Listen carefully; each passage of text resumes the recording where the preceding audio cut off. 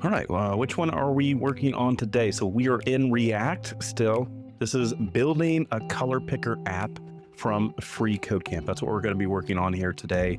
And if you are new to this channel, my name is Rob. I'm a programming instructor here for PreCodeCamp, and we're just going through some of the freeCodeCamp modules in there, and that way we can kind of come at it from an instructor's point of view. So if you're looking to learn the why and how to pass these tests that are on there, then this is the video that's going to be for you, because maybe you're stuck and you don't know how to proceed. And that's usually the biggest problem whenever we're starting any of these modules is, hey, where do I go and start, right?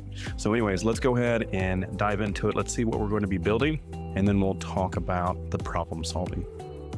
All right, so here is what it is having us build with Build a Color Picker app. And it looks like it's just a little input field, and we can click on it and we can adjust the color, and it looks like the background color changes as well. So that is what we're going to be making. All right. It may seem a little difficult at first until we maybe take a look at the problem and see how we're going to get all this stuff to happen. Okay. So it says we want to build an app with the functionality, give your own personal style. But they do give us some styling already, so I don't know why they're saying that. And it says, fulfill the user stories below and make sure that you get all the tests to pass in order to complete this lab. So it basically tells us here, maybe step by step with the problems here. And it says that we should define the export of the color picker component. Okay. It looks like it's already defined for us. Now we just need to return something. It says we should utilize the useState hook. Okay. We should have the color picker container element with a white background. Okay. And then we should also have a color input element, which should be of the type of color for the input. Okay. And then we also need to have the color input should be a child of the color picker container. And when the color input is changed, the color picker container should also have its background set to the new value.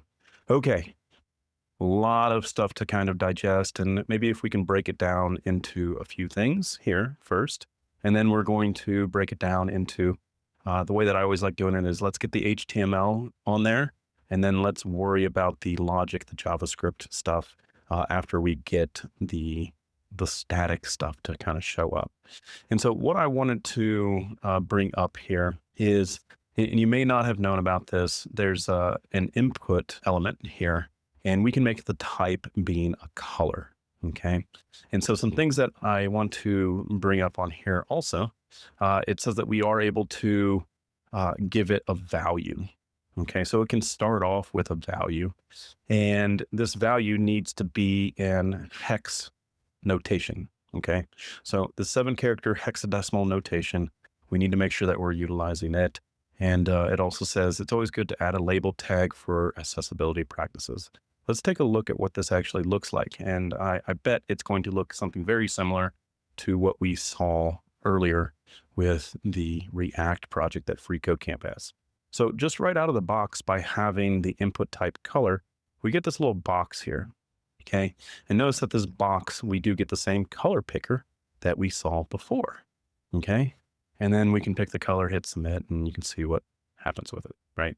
And so the value that it got when we hit the submit button, it was a hexadecimal code. So we can kind of use that to kind of think about this and break things down. Okay. So let's head on back to our freeCodeCamp with what we've learned about the input type. And let's just get the HTML to show up, because like right now, all I really want to have show up is an input with the type of color and maybe a little paragraph tag that they have on there as well. Okay. All right. So let's go back to the code here. Okay. So now that we're back at the code section, let's go ahead and break things down real quick on how we're going to tackle this. I know that I need to have a return on my export here. Okay. And so I'm strictly going to do the HTML portion or the JSX portion, and then I'm going to go ahead and do the JavaScript that goes along with it. So we'll worry about functionality on the later part of this video. and focus on just getting it to display what we want it to in order to match these use cases.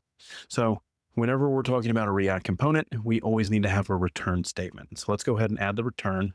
And I'm always going to start off with this. I always tell the class to do this, put the parentheses in there, and let's go ahead and do a div.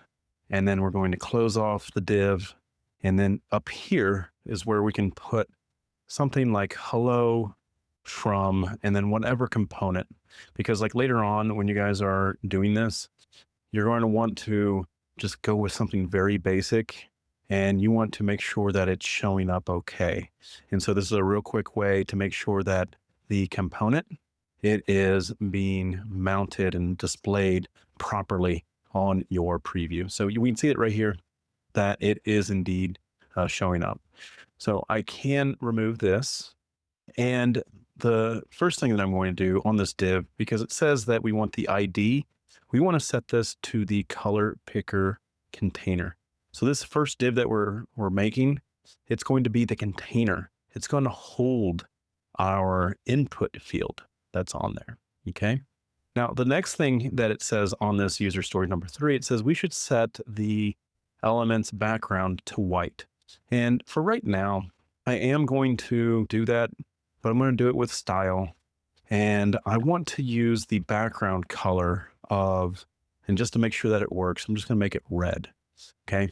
So whenever we're utilizing style, remember the style takes an object, and anytime you are trying to reference something in CSS that has a hyphen on it, like background hyphen color, then you are going to want to camel case it and ditch that hyphen. So to make this a little more readable, I will bring it to the next line, and I can bring this to the next line, and we'll do background color, and we can set that to red. And now we see that it is red on there. That's perfect. That's what I want for now. Later on, we can change this to white. Now, the next thing that I want to add on here, again, I'm just worrying about the HTML portion, is it says that I need an input. Okay. You should have a color input element, and it should be of the type color. Okay. So inside here, I'm going to do input. I'm going to close it off. And right now it's just like a normal text input field, but we don't want that. Okay. We want the type to be color. And that's what we learned from W3 schools, is we're going to have the type be a color. Now we also learned on W3 schools is that we can set a value on this. And for right now, I'm going to put in the hex code for white. Okay. So now we can see that it is white. We are getting this little warning down here, but that's okay. We're going to address that later. But we can see that in the color picker, it's white. I won't be able to change the color or anything like that. And we'll talk about how we're going to fix that after we get done doing everything else we need for this part. Next, it says it wants the ID to be color input. So I'm going to go ahead and grab it and put it in here. Okay. Now, the only reason that I'm hitting the enter key on this is because it makes it really hard to read if it's all jumbled up here. So I'm just doing that for y'all's purpose here on watching this video. Next, let's go ahead and deal with the useState hook. Okay. So what we're going to use the useState hook for is anytime that this color changes, we need to update the value. Okay. And we need to let React know, hey, we want to track this.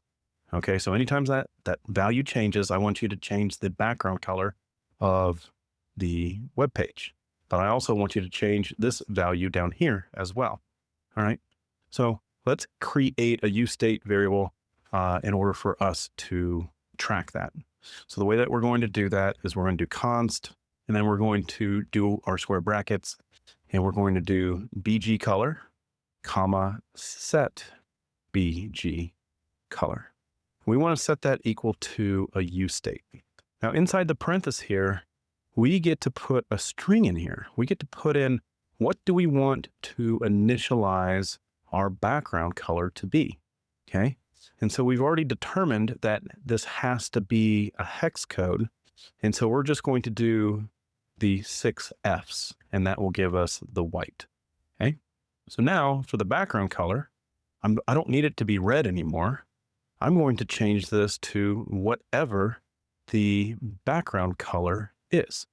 And remember, when we are doing the useState here, this BG color, this is a read-only variable, okay? And so anytime that the BG color changes, it will update here. Well, that means I also would prefer this value here to be updated also. So let me go ahead and put BG color for it, but I'm gonna have to do the curly brackets for it. So here's where the problem runs into is I'm selecting red, but it's not updating anything. The background color is not changing, right? And so the way that we're going to get away with doing this is on the input field itself. We have the ability to track an onChange event. So anytime this value changes in here, we want it to fire a function. So we can do something like this. We can do onChange, and then we can set this equal to. Now, there's some school of thought on whether or not you just want to put the function in here, or do you want to build a function up here in order to handle this event? And so for these examples here that we're doing, I'm going to go ahead and create a function inside of here, and I'm going to call it handle color change. And it's going to take an event. Sometimes we shorten this event. Sometimes you'll see it as E, but we'll go ahead and type out the full thing, event. And if I console log the event.target value, and I change this, let's see here. Oh, I forgot to put this in here. Handle color change. That's the important part. I'm going to go ahead and hide my photo. So what I'm looking for here is when I select something, I see it in my console. And so I see it all right here. Okay. So it is truly giving me a hex code, but my background color isn't changing. If you remember, in order for a useState variable to change, we need to use the setter. And this setter is this right here. So we can come in here, instead of console logging the event target value, we can go ahead and update the background color. And we can set that to the event target value. All right. So now when we change this, we should see the background color change as well. All right. So hopefully this solves the problem, and go through all the tests to make sure that it does work. But I do think that we ended up getting it. Let's go ahead and check. We may have forgot something. Sometimes that happens, but it looks like we didn't. We got it. All right, so you made it to the end of the video. That's awesome, great.